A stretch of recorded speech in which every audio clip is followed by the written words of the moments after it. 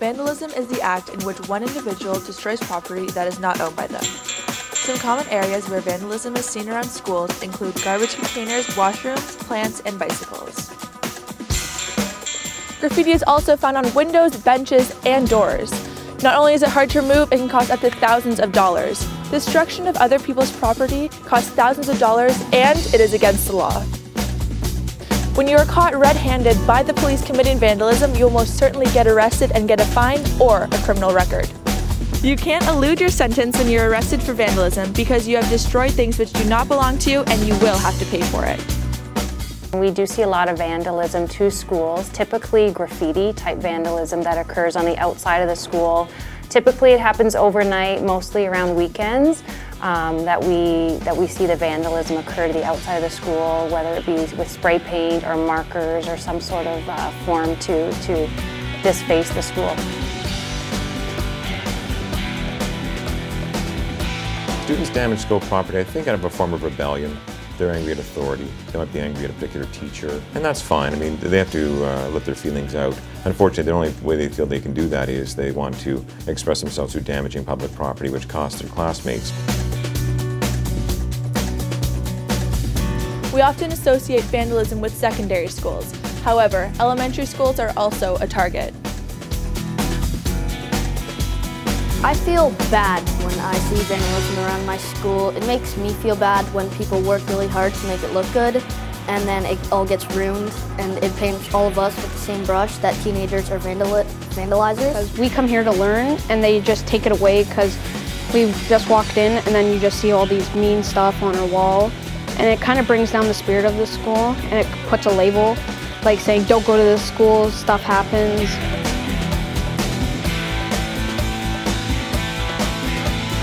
It is late at night, and although the schools are well lit, and the police presence certainly is there, students or whoever the vandals are do seem to find their way onto the property, which of course the expense is incredible to replace.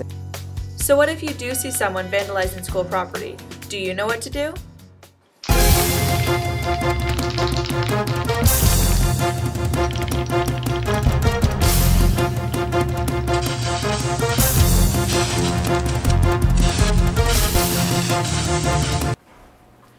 Mischief and vandalism to schools' property cost your school and yourselves in more ways than just financially.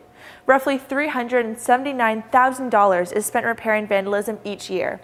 This money could be better spent on things such as computers, new technology, and resources to assist in students' learning.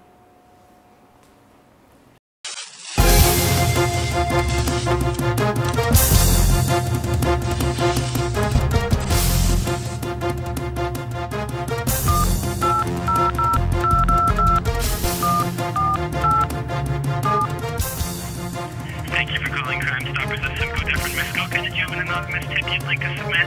Yes, I do. And what crime or is the tip that you'd want to submit? Vandalism.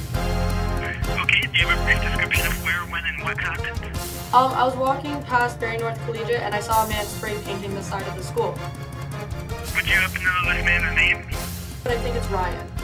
Students who step forward with anonymous tips leading to arrest will be eligible for cash rewards through the program, based on an internally recognized model. School and police officials agree that most students want to do the right thing to keep their schools and neighborhoods safe, but sometimes fear retaliation from the offender. However, the Crime Stoppers program offers the safety of remaining completely anonymous while promoting responsibility and allowing students to take action against victimization and crime. Once again, that number is 1-800-222-TIPS. Now let's check out how Ryan's doing.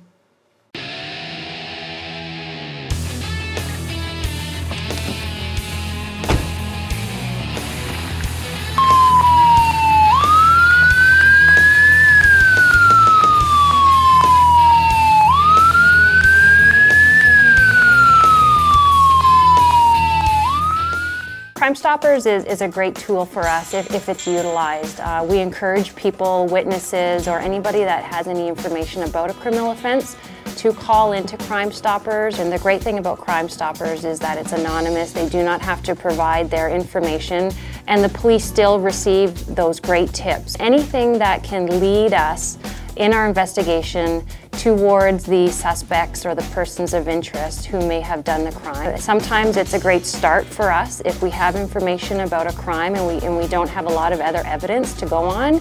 We'll use these Crime Stoppers tips to go out and question people, gather any evidence from those Crime Stoppers tips, and hopefully find out who did the crime and possibly lay charges.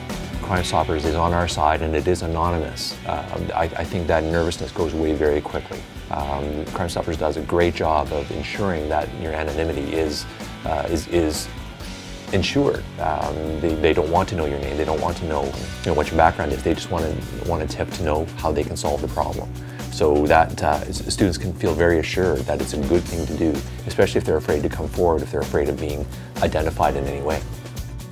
If you see someone committing the act of vandalism, do not hesitate to call Crime Stoppers at their toll-free number 1-800-222-TIPS. Help us make our community a safer place.